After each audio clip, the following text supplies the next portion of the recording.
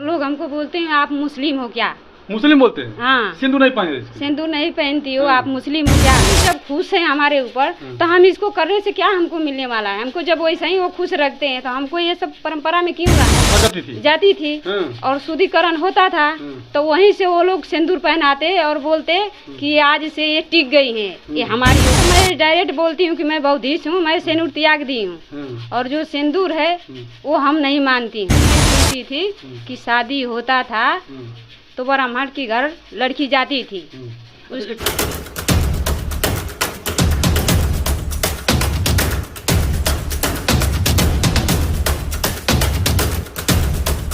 नमस्कार साथियों, मेरा नाम गिरिजा प्रसाद। अब देखना शुरू कर चुके बदलते भारत। आप लोग के बीच में एक ऐसी तस्वीर लेके आ रहा हूं जिसमें आप देख सकते हो कि मेरे सामने एक महिला है और एक शुरुआत मैं करता हूं उससे जो बाबा साहब doctor B are Ambedkar ji की बात है। शिक्षा वो शेरनी का दूध है, जो पिएगा वो दहाड़ेगा। अब कितना पढ़े हैं लिखे हैं वो तो मुझे नहीं मालूम, लेकिन मैं देखा कि इनके माथे पर सिंदूर नहीं है। दूसरी तरफ देख सकते होंगे बाबा साहब का बुद्ध जी का तस्वीरें भी है लगी हुई है घर में, और एक और तस्वीर ऊपर भी है बाबा साहब का और बुद्ध जी का। यहाँ पर किताबें बहुत सारी रखी गई हैं। किताबें मैं दिखाता हूँ। किताबें भी यहाँ पर आप देख सकते हैं। मुझे पढ़े लिखे लोग ने धोखा दिया, बहुत धोखा दिया है। दूसरी तरफ से मैं एक एक करके दिखाता हूँ, थोड़ा सा उसके बाद बातें हो रही। ये लिखे हैं बैंकों का माया जाल। दूसरी बात कि यह किताब है, आपको दिखा रहा हूँ, कीर्तन वंदना एवं परिपाठ। ये बुद्ध जी का वंदना लगता है इसमें लिखा हुआ है। दूसरी ये बौद्धाचार्य प्रकाश, और यहाँ पर रखा हुआ है भारतीय संविधान, जिसको लोग कहते हैं कि घर घर पहुँचाना जरूरी होता है। शायद अब मैं तो देख नहीं सकता हूँ, लेकिन जो जिस तरह से भारतीय संविधान रखा हुआ है वाकई में कहीं ना कहीं शिक्षा जरूर पहुँचा है इनके तक, तभी ये इतना बड़ा कदम उठाए। आप लोग सोच रहे होंगे कि आखिर बातें क्या हो रही है, किस बातें पे हो रही है। आपको दिखाऊंगा उस बात को, गौर से थोड़ा देखिएगा। मैं ले चलता हूँ उस मुद्दे पर। जो सामने में जो लेडीज़ हैं इनका माथे पर देखिए, गौर कीजिए, माथे पर सिंदूर नहीं है। यानी जिसे लोग कहते हैं कि हमारे पति का श्रृंगार है, यानी कि हमारे पति जीवित है तब तक मैं इस सिंदूर को लगाती हूँ। लेकिन इनसे पूछूंगा क्या इनका पति जिंदा है या फिर नहीं है इस दुनिया में, मैं बातें करूँगा। लेकिन कहीं ना कहीं शिक्षा का ताकत है। पढ़ते बदलते भारत पे स्वागत है आपको। जय भीम, नमो बुद्धाय। साथियों, आपके माथे पर सिंदूर नहीं है, इसको लेकर पहले क्या कहेंगे? क्योंकि देखिए हम लोग जो वीडियो बनाते हैं खास करके हम अपने समाज को पखंडवाद से मुक्त कराने के लिए, लेकिन आपके माथे पर सिंदूर नहीं है, आप बाहर में हैं और बाबा साहब की तस्वीरें हैं, बहुत सारे किताबें रखी हैं, इस पर क्या कहेंगे? पहले आप माथे का जो सिंदूर है उस पर क्या कहेंगे? माथे का सिंदूर तो मैं नहीं लगाती हूँ, पर मेरे भारत के लोग बोलते हैं कि सिंदूर लगाती है लेडीज तो उनके पति का लंबी उम्र होती है। मतलब सिंदूर लगाने से पति का लंबी उम्र होती है, इसीलिए पत्नी सुहागिन होती है। पर मेरा ये कहना है, मैं ये कहती हूँ कि ये गलत परंपरा है। सिंदूर ना लगाने से और लगाने से ये कोई मतलब नहीं है। पति तो पति होता है। आप विधवा के रूप में देखी जा रही हैं। लोग देखते होंगे रास्ते में तो बोलते होंगे लगता है विधवा है, इसका पति नहीं है, लोग बोलते हैं। पर मैं बौद्ध के रास्ता पर चलती हूँ, इसीलिए मैंने सिंदूर को छोड़ दिया है। पहले मैं लगाई, शादी हुआ तो लगाई, फिर बीच में जब बौद्ध धर्म ग्रहण की तो मैंने सिंदूर लगाना छोड़ दी। आप जब शादी की तो उस जानकारी उतना नहीं थी? नहीं थी, मेरी थोड़ी भी सिंदूर की जानकारी नहीं थी। जब मैं गुजरात में आई और मेरे बच्चे जब सारनाथ भंते जी हुए, वहाँ से हमको बहुत ज्ञान प्राप्त हुआ। वहाँ से मैं सारे ये बुक ले आई।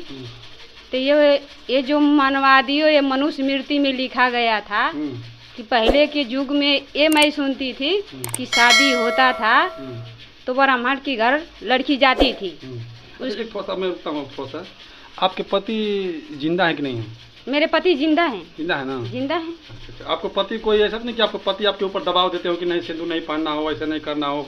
नहीं, बहुत सारे ऐसे निकल के आते हैं सामने। जी, वो कुछ नहीं हमको बोलते हैं। वो बोलते हैं तुम समझदार हो। मैं 5वीं क्लास तक पढ़ी हूँ। अच्छा अच्छा। पर मेरे पति बोलते हैं तुम समझदार हो, तुम्हारी जो मर्जी, अब तुम कर सकती हो, तुम्हारी मर्जी हो तो करो, नहीं मर्जी है तो मत करो, मेरे तरफ से कोई दबाव नहीं है। पर ये जो पति पत्नी वाला रिश्ता है ये कोई सिंदूर का मान नहीं है। अच्छा एक बात और, थोड़ा सा मैं ले चलता हूँ रोक रोक के। आप जैसे रास्ते में चलती होंगी तो लोग बड़ा आपको अलग नज़र से लोग देखते होंगे, क्योंकि इतना उम्र हो गया, क्या शादी नहीं हुआ है, कि फिर इसका पति नहीं है, ऐसे लोग फिर सवाल भी लोग कुछ ना कुछ करते होंगे लोग। जी जी करते हैं, तो मैं डायरेक्ट बोलती हूँ कि मैं बौद्धिस्ट हूँ, मैं सिंदूर त्याग दी हूँ, और जो सिंदूर है वो हम नहीं मानती हूँ। सिंदूर को सिंदूर लगाना ये गुलामी के तरफ है ना। मैं सिंदूर क्यों लगाऊं? जितना महिलाएं हैं सब गुलाम है, गुलाम है ना। जब मनुस्मृति में लागू हुआ था, जब मनुस्मृति लिखाया गया था, तो हमारी समाज की जो सरल समाज की बहन बेटी थी वो ब्राह्मण के घर जाती थी और शुद्धिकरण होता था। तो शादी होता तो वो ब्राह्मण घर जाती थी और शुद्धिकरण होता था, तो वहीं से वो लोग सिंदूर पहनाते और बोलते कि आज से ये टिक गई है, ये हमारी हो गई है, यही परंपरा ये लोग सिंदूर बनाया। तो हम क्यों उस परंपरा में रहें? हमारे बाबा साहेब तो संविधान में नहीं लिखे हैं, नहीं तथागत बुद्ध लिखे बताए हैं। माफ़ी चाहता हूँ। ऐसे देखिए, जैसे आपने कहा कि सिंदूर टिक दिया गया तो हमारी हो गई, तो मतलब कि शादी जैसे कि आपके पति के साथ मान लीजिए एक बार शादी हो गया, फिर आप जब सिंदूर लगाती हैं तो ब्राह्मण के घर जाना पड़ता है अपने पूजा पाठ के लिए, जो शुद्धिकरण करते, शुद्धिकरण के लिए, शुद्धिकरण करने के लिए, शुद्धिकरण के नाम पर वो अपने बना लेते थे। और वही परंपरा के हमारे समाज लोग फॉलो कर रहे हैं, पर हम नहीं करना चाहती हूँ। और हमारे जितना हमसे लोग जितनी मिलती हैं लेडीज, चाहे हमारी मम्मी है या हमारा परिवार है, हमने सबको मना करती हैं कि नहीं लगाना चाहिए। ये तो कलर है, ये तो ढोंग है, ये तो पंखटबाज है, इससे कोई मतलब नहीं। सच्चाई क्या है? सच्चाई क्या है इसमें? सच्चाई यही है कि इंसान जैसे इंसानियत रहनी चाहिए, इंसानियत रहनी चाहिए। ये शौक श्रृंगार ये ढोंग पखंड है, ये पैसा के खर्चा है। महिलाओं को खूबसूरती के लिए चीज रखा गया है, तो आप उसके खिलाफ कर रहे हैं। हम कहते हैं कि हमारे हस्बैंड जब खुश हैं हमारे ऊपर, तो हम इसको करने से क्या हमको मिलने वाला है? हमको जब वैसा ही वो खुश रखते हैं तो हमको ये सब परंपरा में क्यों रहना है? और हमको निकलना है। और जितनी हमारे समाज के पढ़ी लिखी बहन हैं वो लोग अगर देखती हैं और मेरी आवाज़ हो जाएगी तो वो लोग भी निकलने की कोशिश करें और बाबा साहब की संविधान को, तथागत बुद्ध की बताई हुई बात को फॉलो करें। थोड़ा सा बात रोकता हूँ, सोचिएगा ज़रा, हम लोग एक पीछे ले चलता हूँ आप लोगों को। जब शादी विवाह की बातें चलती हैं लड़की और लड़के में, तो उस वक्त लड़कियां सिंदूर नहीं लगाती है, सौ श्रृंगार भी नहीं करती, सीधा सिंपल में आती है और उनके घर वाले देखते हैं। तो सोचिए जब उस वक्त जब लड़की अच्छा लगती है तो शादी के बाद क्यों नहीं अच्छा लगती है? सोचने लगे।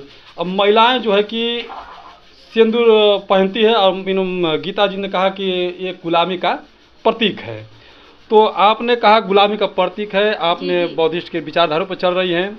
आपके साथ कहीं ना कहीं ये भी होता है कि मतलब कि अभद्र नज़र से लोग देखते होंगे कि कहीं विधवा है या फिर इसका पति मर गया या फिर शादी नहीं किया अभी तक, कहीं ना कहीं गलत नज़र से लोग देखते भी होंगे। मैं जाती हूँ कंपनी में जॉब करती हूँ, तो लोग हमको बोलते हैं आप मुस्लिम हो क्या? मुस्लिम बोलते हैं? हाँ। सिंदूर नहीं पहने? सिंदूर नहीं पहनती हो, आप मुस्लिम हो क्या? तब मैं यही जवाब देती हूँ कि ना मैं हिंदू हूँ ना मुसलमान हूँ, मैं एक इंसान हूँ। तो क्या लोग कुछ तो निकलता होगा? बोलते हैं कि मुस्लिम लोग ही नहीं करते हैं और हिंदू लोग तो करते हैं, फिर हिंदू लोग के फॉलो क्यों नहीं करती हो? मैं बोली मैं हिंदू नहीं हूँ।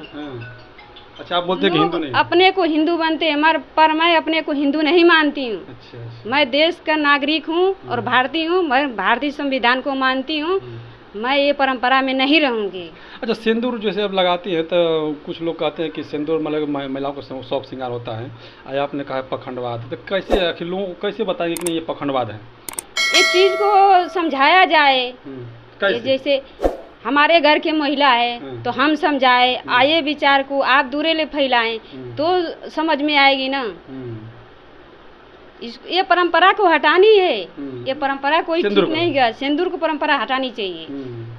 जो संविधान को मानती है कोई भी महिला है, जब संविधान से उसको हर एक सुरक्षित मिला है, भगवान बुद्ध के विचार पर सब लोग चलता है, पर अलग अलग तरीके से मानते हैं अलग अलग तरीके से। हर जगह तथागत बुद्ध की मूर्ति प्रतिमा निकलती है, पर अलग अलग नज़रिए से देखते हैं लोग। और ये सिंदूर को हमारा यही मान है कि ये सुहागिन जो लोग बनती हैं कि ये सुहाग है, इसे हमारा पति का उम्र लंबी होगी, तो ऐसा कुछ नहीं है। अगर ऐसा होता तो अपने भारत में कोई लेडीज विधवा नहीं होती।